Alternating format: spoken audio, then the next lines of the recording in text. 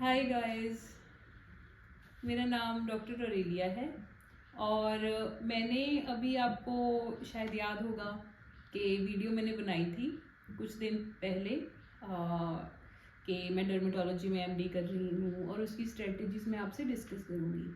और आपको मैंने बोला था कि आप प्लीज़ अपने कमेंट्स करना और उससे आप बताना कि मुझे कैसे किस चीज़ पे वीडियो बनाना चाहिए। तो मुझे एक कमेंट आया था इसके regarding that student is first year MBBS और उसने बोला कि उसकी ड्रीम ब्रांच डर्मेटोलॉजी है स्किन में। तो आई एम वेरी ग्लैड कि जो मेरी ब्रांच है वो काफ़ी अच्छी है और बहुत सारे बच्चों की ड्रीम ब्रांच भी है और उनको पसंद है, वो they want to take it. तो आज मैं फिर वही स्ट्रेटजी आपके साथ डिस्कस करूँगी कि कैसे आपको आगे चलना चाहिए from the very beginning of your MBBS.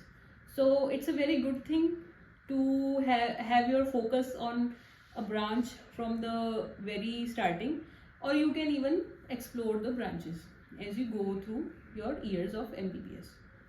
ठीक है, तो हमारे डिफरेंट सब्जेक्ट्स होते हैं एमबीबीएस में।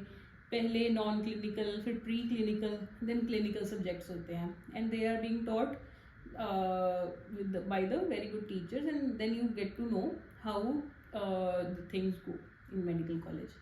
And also जैसे जैसे आप राउंड्स पे क्लिनिक्स में जाते हो, राउंड्स देखते हो, तो आपको पता लगता है कि ये ब्रांच कैसी है और am I made for this branch, या ये ब्रांच क्या मेरे लिए अच्छी है। तो उस हिसाब से आपको पता लगता है कि मुझे किस ब्रांच में चलना चाहिए। जैसे branches are mainly divided into those clinical branches are mainly divided into surgical and non-surgical branches, medical branches. तो सर्जिकल वाला तो फिर you have to you know hand your skills, सारा वो स्किल बेस्ड है, लर्निंग प्रोसेस है। जबकि medical branches हैं जो they are mainly prescribing medications. Dermatology is a medical branch, although आजकल कॉस्मेटोलॉजी, डर्मेटो सर्जरी सब कुछ है, पर जो एमडी में हमें मेनली मेडिकल सब कुछ ये आना चाहिए, सिखाया जाता है। और सर्जिकल बेसिक स्किल्स जो हमारे एमबीबीएस वाले होते हैं, जो हम इंटर्नशिप में सीख जाते हैं। So this is short thing about what is dermatology and what is there in the dermatology. This is a very good branch. इसमें बहुत वास्ट स्कोप है।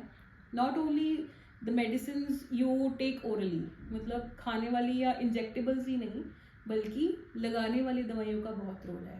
How you apply, what are the formulations, you have to know. ये almost किसी और branch में इतना नहीं है, बिकॉज स्किन है जो it is the superficial most layer of our body, और इस पर हम क्या अप्लाई करना है, हमने कैसे अप्लाई करना है, ये चीज़ें दीज आर वेरी इंपॉर्टेंट। किस स्किन डिजीज में हमने किस तरह की फॉर्मुलेशन देनी है, this we should know, and this is a very basic thing, very foundation of dermatology. So ये हो गया dermatology. Now about how to prepare for NEET PG. NEET PG के लिए आपको जैसे कि मैं अपना अगर टाइम बताऊँ, मैंने 2020 में प्रिपेयर किया था NEET PG के लिए। तो उस टाइम पे मैं इंटर्नशिप कर रही थी, उससे पहले I was not focusing on NEET PG, I was just giving my prof exams and was going through it. तो फाइनल ईयर, फाइनल प्रॉफ तक मैं कोई ऐसे पर से प्रिपरेशन नहीं कर रही थी। I only started preparing from a very first day of my internship, and I still remember community medicine की मेरी पोस्टिंग थी सबसे पहले, और मैंने मैरो परचेज किया था and I was very happy. मैं अपने नोट्स बनाती थी, फिर उसके बाद मैंने मैरो के नोट्स भी मंगवा लिए। Then once I completed my syllabus, then I started taking question banks, और फिर मुझे धीरे धीरे पता लगा कि कैसे जाना है आगे। तो सबसे पहले तो you have to prepare your material. अगर आप स्टार्ट करना चाहते हो पहले से ही, जैसे आजकल ट्रेंड है, आजकल NEET PG has become very competitive, just like NEET UG.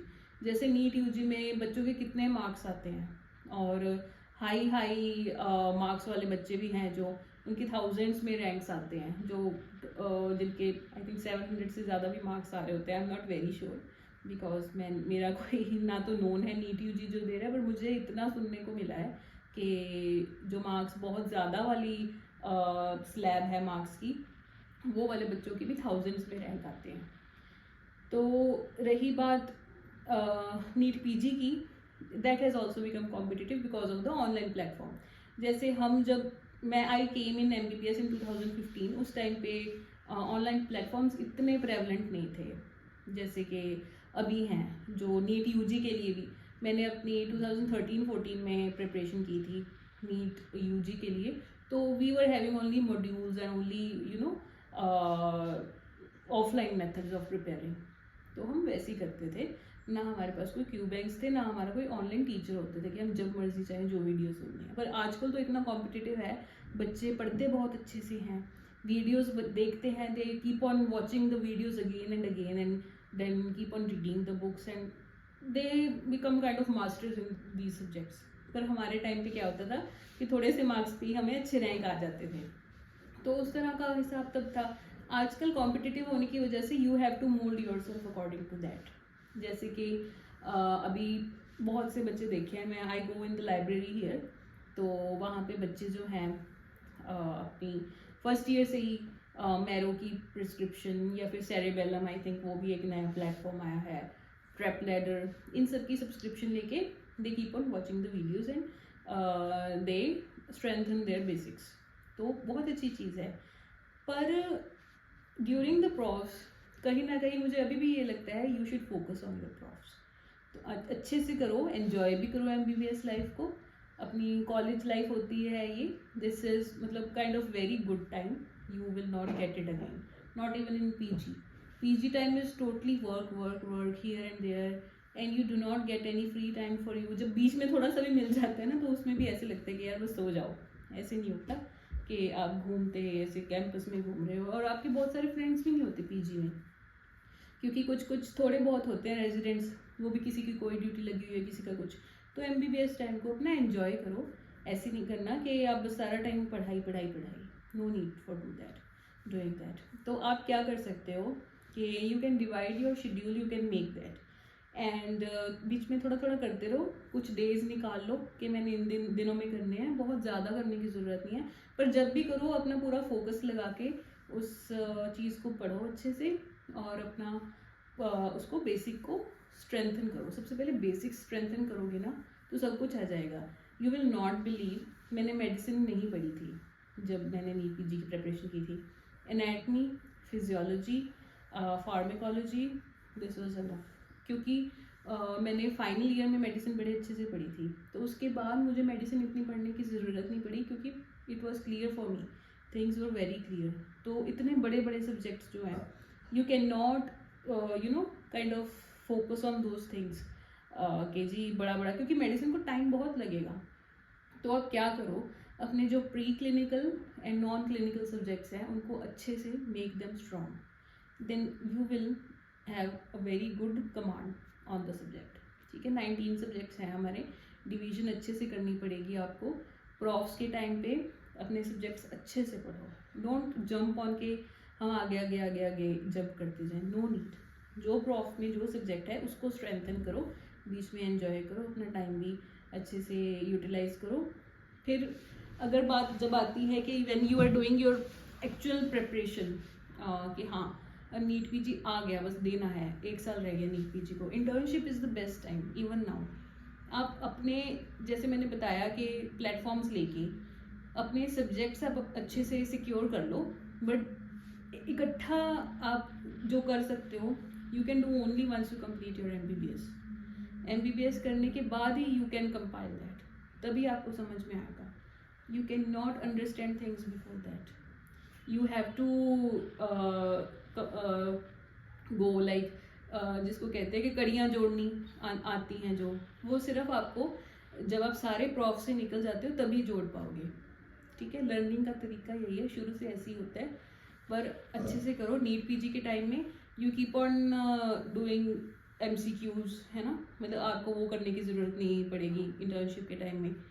Keep on solving MCQs, make customised modules अलग सब्जेक्ट्स के, हाई डिफ़िकल्ट, मॉडरेट या सिंपल, जैसे भी लेवल्स आपने बनाने हैं।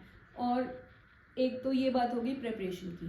फिर जब आप मॉड्यूल्स सॉल्व कर रहे हो, चाहे वो कस्टमाइज्ड क्यू बैंक्स हैं या फिर GTs हैं, यानी कि ग्रैंड टेस्ट्स हैं, तो आपके नंबर जितने कम आए, don't worry, don't think, that's not the final thing. जितने कम आए उसको आने दो नंबर कम, उसको सोचना ही नहीं है, अपने आप को डिटैच कर लो उससे।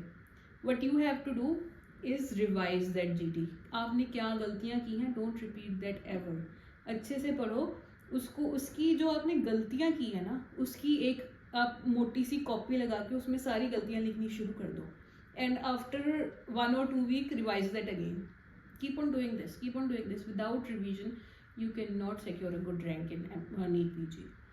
So if you want to really get a seat and get a good rank, you have to revise, solve Q banks, irrespective of what your marks are there in the GT. ठीक है, तो अच्छे से पढ़ो, अपना अच्छा सारा मतलब फोकस करो, बाकी साथ में एंजॉय भी करो. Don't be like just keep on sitting and studying. Don't be like that, you will become middle. और उसके बाद आपको कोई एंजॉय करने का टाइम भी नहीं मिलेगा. और life goes on. This not only NEET PG is there, NEET UG and NEET PG ही लाइफ नहीं है, इससे आगे भी बहुत है. वंस यू आर डन विद MD you will get the know the real life you will have ahead of you. It's a reality check. So keep yourself prepared for those things as well.